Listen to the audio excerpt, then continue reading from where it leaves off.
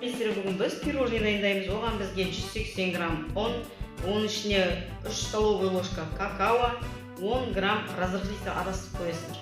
70 грамм қант, 2 жұмыртқа, 8 грамм ванилин мен щепоточку тұз, соль, пышақтың ұшымен.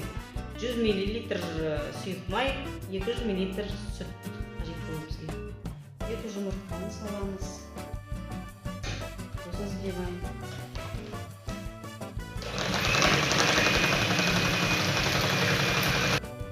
Тұз қосамыз. Қант қосамыз.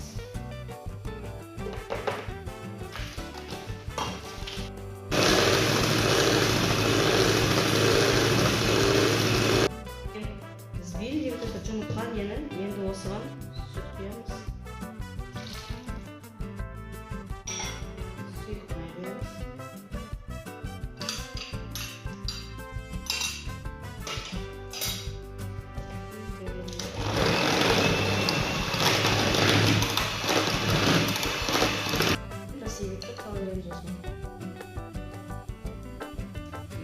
Ұнды араластырып болды.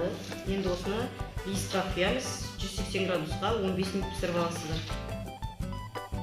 Осыны духовкаға саламыз 180 градусқа. Тестамыз пісіп шықты, суып тұрғанша, пока суылғанша мен крем дайындаймын. 200 грамм сгущенка, 200 грамм сливочный май. Енді сіздерге қандай крем ұнайды, өздеріңіз сол жасай берсеңдер болады.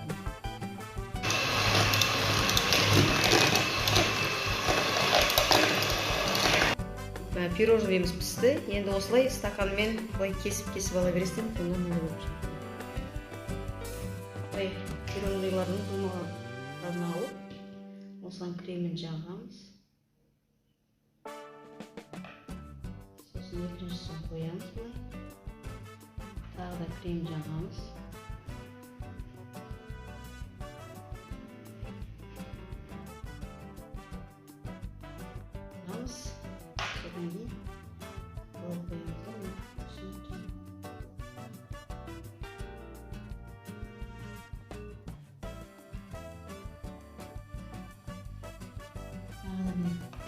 Кремді соялып жаға бересіздер.